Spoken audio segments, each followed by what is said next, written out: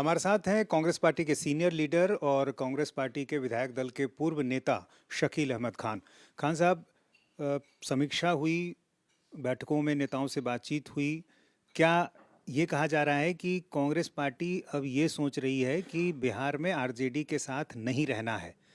वजह क्या है? देखिए, मैं सेंटेंस बाय सेंटेंस ये बात कह रहा हूँ और बटरम कि दिल्ली में हम सब लोगों की मुलाकात हुई अपने शीर्ष नेतृत्व से।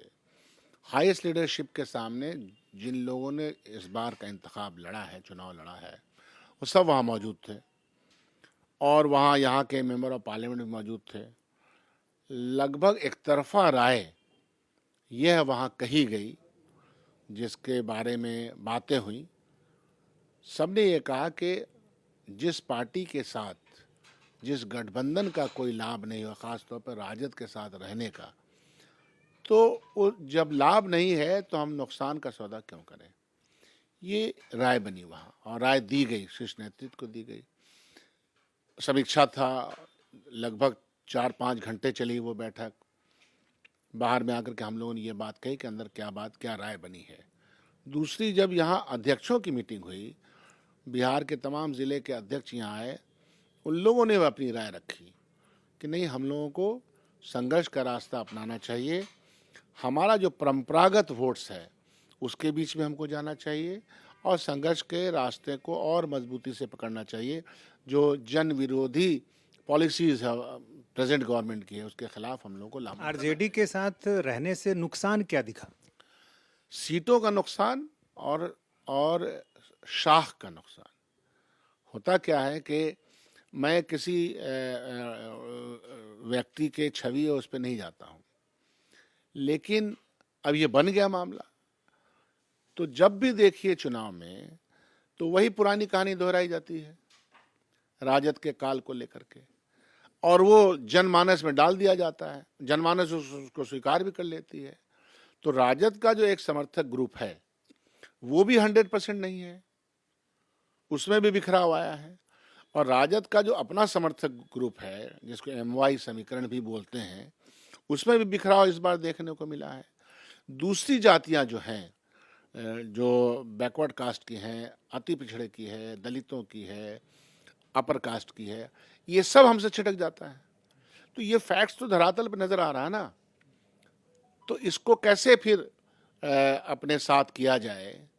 और जो बैगेज है, हो सकता है कि वो बैगेज पे विश्लेषणात्मक अध्ययन होना चाहिए, लेकिन बन गया।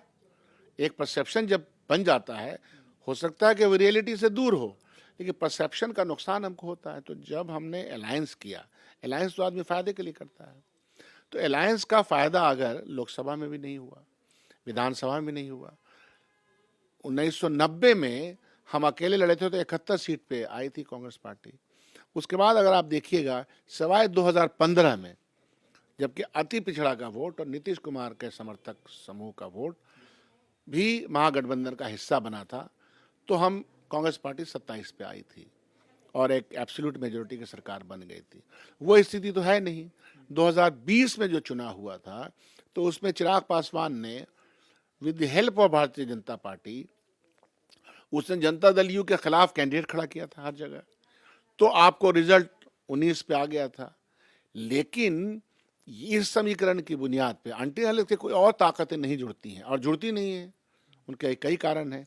तो फिर फायदे का सौदा अगर नहीं है तो उसको छोड़ देना चाहिए। यह राय लगभग सब लोगों की थी। तो ये राय यदि लगभग सभी आप नेताओं की कह रहे हैं, तो फिर हाईकमान क्या इस पर गौर कर रहा है? क्या रिश्ता ये टूट जाएगा, आपको लग रहा है? इनको करना ही चाहिए। जैसे कि केरल के राज्य में हम जब सेंट्रल की पॉलिटिक्स करते हैं, पार्लियामेंट की फ्लोर पॉलिटिक्स करते हैं, महागठबंधन की, इंडिया गठबंधन की, तो सब लोग शामिल है, लेकिन राज्यों में अलग अलग से हम राजनीति करते हैं, अपनी शाख को बढ़ाते हैं, अपनी मेहनत करते हैं। राज्य इकाइयाँ चुनाव भी अलग अलग लड़ती हैं। बंगाल में भी ऐसा ही होता है। तो चुनावी रणनीति में भी, राजनीति में लाभ नहीं मिल रहा है, तो ये रास्ता छोड़ना चाहिए। ऐसा 90% से ज़्यादा जो कनिष्ठ नेता हों बिहार के, वरिष्ठ नेता हों जो चुनाव लड़े, इन सब का ऐसा कहना है। तो जब यह राय बन जाती है, तो अब ये फैसला बिहार यूनिट को करना है कि वो हालांकि प्रदेश अध्यक्ष ने यह बात कही है कि अब संघर्ष का रास्ता है, हमको उसको आगे अपनाना है। तो चुनाव के समय में हमारा गठबंधन था। समीक्षा के दौरान और क्या बातें आप लोगों को समझ में आई कि चुनाव के ठीक पहले जो परिस्थितियां थी, फ्रेंडली फाइट की स्थिति या और तमाम दूसरी स्थितियां, उस वजह से नुकसान हुआ? कई कारणों पे चर्चा हुई। एक तो ये जो वोट का डिलीशन, वोट का एडिशन एज ए सब्जेक्ट, उसको एक्सप्लेन आप कर सकते हैं। फिर 10,000 रुपीज़ का जो ब्राइब है, जो इलेक्शन कमीशन अलाउ करता है, और इलेक्शन के ज़माने में हर विधानसभा में 50 से 60,000 महिलाओं के पास, और 10,000 और 10,000 के साथ जीविका दीदी का जिस तरह से रोल होता है, तो जो इम्पार्शियल रोल इलेक्शन कमीशन का और सरकार का होना चाहिए at the time of election, वो दिखा नहीं। But at the same time यह भी बात हुई कि कैंडिडेट्स को का जो समर्थक समूह था, जैसे हमारा समर्थक समूह MI ग्रुप भी थोड़ा बाइफर्केट हुआ, और हम लोगों को जितना हस्ब ख़्वाह वोट चाहिए था वो नहीं मिला। तो कई कारण थे उसमें, this is also one of the reason. Friendly fight आप देखिए कि इलेक्शन के 10 दिन पहले जो हालात बिगड़े विधानसभा में कैंडिडेट को लेकर के, उसका भी असर ख़राब पड़ा। तो ये बात एक्सेप्ट करने की बात है। कांग्रेस पार्टी ने मेहनत में, रिसोर्सेस में, पूरी मेहनत कांग्रेस पार्टी इनफैक्ट कर रही थी। अगर आप देखिएगा गौर से, तो 6 महीना से सबसे ज़्यादा मेहनत कांग्रेस पार्टी कर रही थी, नीचे से लेकर ऊपर तक। मुकेश सैनी को जिस तरह से डिप्टी सीएम बनाया गया, कहा जा रहा था उस समय कि कांग्रेस के नेता इस बात को लेकर भी नाराज थे। जाहिर सी बात है, ये क्या मतलब था उनको ढोने का, जिनका कोई रिकॉर्ड नहीं है, जीतने का कोई रिकॉर्ड नहीं है, बार्गेनिंग है, कोई सीट वो अपनी सीट हार जाते हैं, और आप उसको चिपकाए हुए हैं साथ में। क्यों चिपकाए हुए हैं भाई? और आपने किस बुनियाद पर उनको डिक्लेयर कर दिया? और डिक्लेयर कर दिया तो और कम्युनिटीज नहीं थी, जो कम्युनिटी वोट देती है, आखिर ओवैसी ने उसी मुद्दे को मुद्दा बनाया ना, कि आप जो कम्युनिटी आपको वोट नहीं दे रही है, उसको आप डिप्टी सीएम भी दे रहे हैं, सीटें भी दे रहे हैं, हाँ, और जो आपका ट्रेडिशनल वोट्स है उसके लिए तो आपका कोई अनाउंसमेंट नहीं, कोई पैकेज नहीं है। तो मिला जुला करके वही हुआ जो रिजल्ट हमारे सामने दिखता है। These are also the reasons. तो सभी रीजन्स पे वहाँ बातचीत हुई, खुल के बात हुई। कांग्रेस पार्टी का शीर्ष नेतृत्व इस मामले में बहुत ही गंभीर तो ये माना जाए कि जो अगला लोकसभा चुनाव 2029 में है और उसके साथ साथ जो विधानसभा चुनाव होंगे, उसमें कांग्रेस बिहार में अकेले चुनाव लड़ेगी।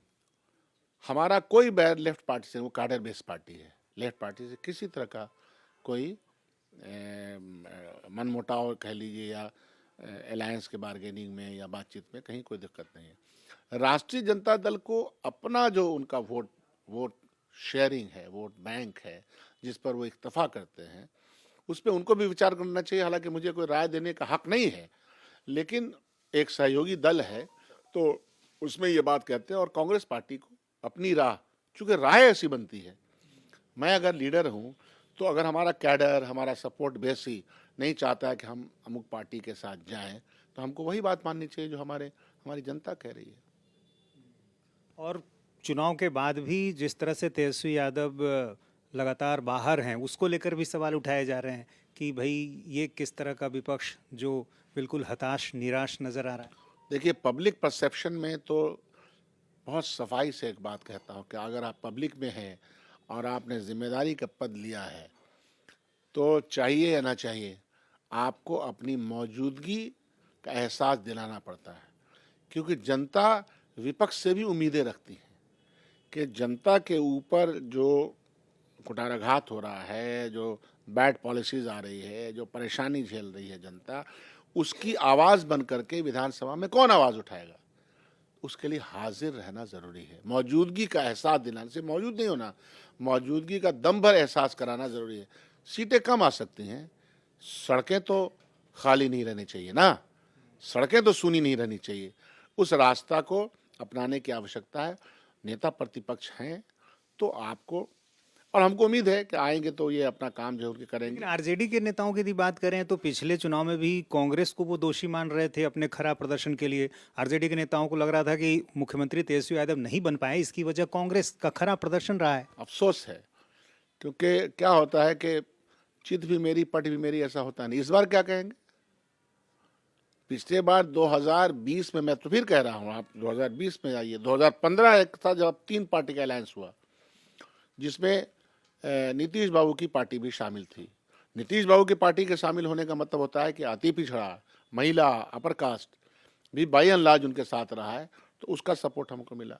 2020 में चिराग पासवान एक फैक्टर था जिसकी वजह से सीटें बढ़ी हैं। फैक्ट्स को माने बिना आप आगे बढ़ नहीं सकते। कांग्रेस पार्टी का जो आधार वोट है, जो जिस पे हम लोग हमेशा घमंड करते रहे हैं, 40 साल तक हमने सेवा की है बिहार की, मौका दिया है जनता ने, वो कौन सा वोट था? वो वोट था हमारा अपर कास्ट का वोट था, वो दलित का वोट था, मुसलमानों का वोट था, ओबीसी ईबीसी का रिप्रेजेंटेशन रहता था। तो वो जो पुरानी परंपरा है और लेकिन मेहनत चाहिए। तो क्या आरजेडी के साथ रहने की वजह से ये परंपरागत वोट बैंक कांग्रेस से छिटक गया? कहीं ना कहीं ऐसा तो हुआ है, इसमें कोई इनकार नहीं किया जा सकता। कहीं ना कहीं बिहार के संदर्भ में खास तौर पे ये तो हुआ है, बिल्कुल, और ये सब लोग मानते हैं। और राजद भी ये महसूस करती है, उन लोगों के प्राइवेट टॉक्स में बात होता है, उनके अध्यक्ष का मैंने वक्तव्य सुना है, मैं बड़ी उनकी इज्जत करता हूँ कि उन्होंने कहा कि ठीक है, कांग्रेस पार्टी हम लोग से नुकसान ही होता है, तो अगर हमारी पार्टी से नुकसान होता है तो अलग अलग रास्ता अपनाना चाहिए। और ये कोई शकील अहमद की अपनी कोई वाणी नहीं है, अपना कोई ये नहीं है, या मुझे राजद के किसी नेतृत्व के किसी व्यक्ति से कभी कोई प्रॉब्लम नहीं है। मैं ये कह रहा हूँ कि राजनीति में आप नफ़ा और नुकसान देखते हैं, तो नफ़ा न होकर नुकसान होता चला जाए, आपका परंपरागत वोट आपसे खिसकता चला जाए, नए वोटर्स जुड़े नहीं आपके साथ, युवा वर्ग नहीं जुड़े, तो फिर ऐसा काम नहीं करना चाहिए। तो आपको और क्या कमियां दिखती हैं? आरजेडी को ऐसा क्या करना चाहिए कि वो लोगों का भरोसा जीत पाए? आरजेडी के लिए मैं कोई राय देने वाला आदमी नहीं हूँ। कांग्रेस पार्टी को क्या क्या करना चाहिए वो मैं कह सकता हूँ। तो औपचारिक ऐलान कब तक हो सकता है इस बात का कांग्रेस हाईकमान की तरफ से कि हम अकेले चलेंगे, अब आरजेडी से हमारा कोई रिश्ता नहीं? ऐलान की कोई ज़रूरत नहीं, कोई सामने का चुनाव तो है नहीं, ऐलान की कोई आवश्यकता नहीं है। ये दिखना चाहिए सामने सामने, जब हम संघर्षों में जाते हैं, जब हम लोगों के पास जाते हैं, जब हम समूह समर्थक समूहों के पास जाते हैं, किन समूहों को हम जोड़ रहे हैं, कैसे जोड़ रहे हैं, नेता उनमें से कहाँ किससे पैदा कर रहे हैं, ये सब चीज़ों की आवश्यकता पड़ेगी। और संघर्ष में जाए बिना, बुनियादी जो जनता के सवाल है उसमें संघर्ष में जाना पड़ेगा। वो भी जितनी बात मैं कह रहा हूँ, टेलीविज़न पे बोल दिया या लिख लिया एक पत्र या एक दिन बयान दे दिया तो पार्टी खड़ी हो जाएगी, नहीं। पार्टी खड़ा करने के लिए ये देखिए, ये अध्यक्षीय पार्टी है, मूव करना पड़ेगा और जनता मूव कीजिएगा। आपको मैं विश्वास दिलाता हूँ, जनता दोनों हाथ वहाँ फैलाए खड़ी है कांग्रेस को अपनाने के लिए। तो ये थे शकील अहमद खान जो बता रहे हैं कि कांग्रेस में एक आम राय ये बनी है कि आरजेडी के साथ रिश्ता रखने में फ़ायदा नहीं है, और जिस रिश्ते में फ़ायदा नहीं है उस रिश्ते को ढोने से क्या फ़ायदा। कैमरामैन विनोद कुमार के साथ नीतीश चंद्र, इंडिया टीवी, पटना।